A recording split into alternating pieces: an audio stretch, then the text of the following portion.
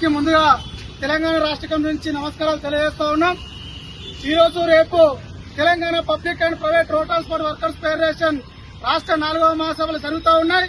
మహాసభల ప్రారంభ సూచికగా ఈ రోజు ర్యాలీ జరిగింది. ఈ ర్యాలీలో పాల్గొన్న కార్మికులందరూ కూడా మరొకసారి నమస్కారాలు తెలియజేస్తా ఉన్నాం.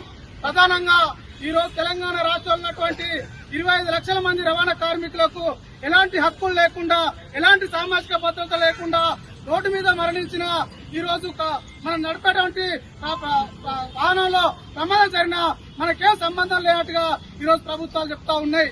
అందుకోసమే మోటార్ వాహన చట్టాన్ని 2019లో సవరించారు. దాన్ని సవరించేటప్పుడు ఏం చెప్తా ఉన్నారు, ఈ రోజు కార్మికులు ప్రమాదాల్లో మరణిస్తా ఉన్నారు, వాళ్ళ కుటుంబాలు రోడ్డా పడతా ఉన్నాయి, వారిని కాపాడుకోవాల్సినటువంటి బాధ్యత ప్రభుత్వానికి ఉన్నదని చెప్పేసి ఈ రోజు కేంద్రంలో ఉన్నటువంటి మోడీ సర్కార్ చెప్పింది. కానీ తీరా చూస్తే అందులో ఏం పెట్టారు, ఈ రోజు 10 రూపాయలు ఉన్నటువంటి పెనాల్టీని 100 రూపాయలుగా పెంచారు. 100 రూపాయలు ఉన్న పెనాల్టీని 1000 రూపాయలు పెంచారు. 1000 రూపాయలు ఉన్నటువంటి పెనాల్టీని ఈ రోజు 10,000కు 1,00,000 రూపాయలకు పెంచినటువంటి పరిస్థితి ఈ రోజు నెలకొన్నది. అలాంటి పెనాల్టీలు కట్టలేక ఈ రోజు బండ్లు చేయాలంటే కార్మికులు భయపడేటువంటి పరిస్థితి ఈ రోజు రవాణా రంగంలో ఉన్నది. దానికి తోడుగా మొన్న 3 నెలల క్రితమే భారతీయ న్యాయ సంహిత అనే చట్టాన్ని తీసుకొచ్చింది.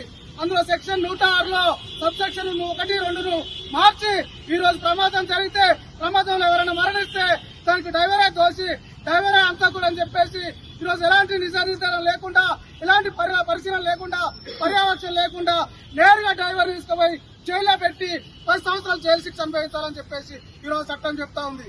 10 సంవత్సరాలు జైలు శిక్షనే కాదు, 10 లక్షల రూపాయలు జరిమానా కూడా కట్టాలని చెప్పేసి చెప్తా ఉంది.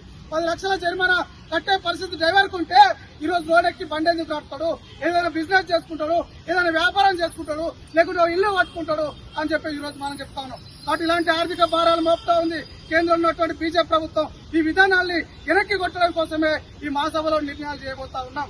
దానికి తోడు ఈ రోజు ఆన్లైన్ యాప్లు విచ్చలవిడిగా వస్తా ఉన్నాయి.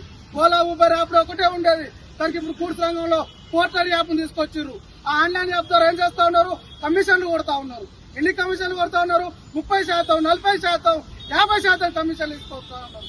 దానికి తోడు ఈరోజు సస్పెన్షన్ అని చెప్పేసి ఆన్లైన్ నుంచి తొలగించేటువంటి పద్ధతి చేస్తా ఉన్నారు. అందుకే చెప్తా ఉన్నాం, ఈ ఆన్లైన్ యాప్లు ఏమైనా ఉంటే అవి కార్మికులకు ఉపయోగపడాలి, కార్మికునికి ఆర్థిక భారం తగ్గించే పద్ధతిలో ఆన్లైన్ యాప్లు పనిచేయాలి తప్ప ఈరోజు కార్పొరేట్ కంపెనీకో లేకుంటే పెట్టుబడిదారునికో ఉపయోగపడే పద్ధతిలో ఈ ఆన్లైన్ యాప్లు ఉండొద్దు. వీటన్నిటిని రద్దు చేయాలి. ప్రభుత్వమే ఒక ఆన్లైన్ యాప్ను తీసుకురావాలి, దాన్ని ప్రభుత్వమే నిర్వహించాలి. ఒకటే కమిషన్ 2% కమిషన్ తీసుకొని ఈ రోజు యాప్ను తీసుకొచ్చి 90% ఈరోజు కార్మికులకు ఉపయోగపడే విధంగా ఈ రోజు ఆన్లైన్ యాప్ను తీసుకురావాలని చెప్పేసి మనం ఈరోజు డిమాండ్ చేస్తా ఉన్నాం. అదే హామీ మంత్రిగా ఉన్నటువంటి పొన్నం ప్రభాకర్ గారు కూడా చెప్పారు, త్వరలోనే మేము ఆన్లైన్ యాప్ను తీసుకొస్తామని చెప్పేసి.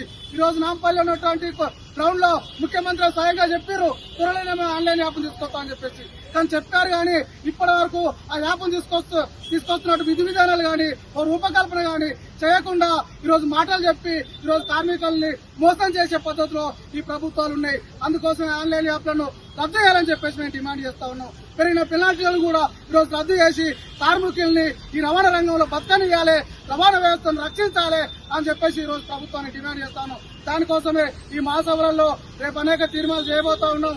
ఆ తీర్మానంలో ఆ కర్తవ్యాలను భవిష్యత్తులో తెలంగాణ రాష్ట్రంలో ఉన్నటువంటి ప్రతి ఒక్క రవాణా కార్మికుడు వాటిని సాధించుకోవడం కోసం పోరాటంలో కలిసి రావాలని చెప్పేసి మరొకసారి మీ అందరికీ తెలియజేస్తూ నాకు అవకాశం ఇచ్చిన మీ అందరికీ పేరు తెలియజేస్తూ ముగిస్తాను.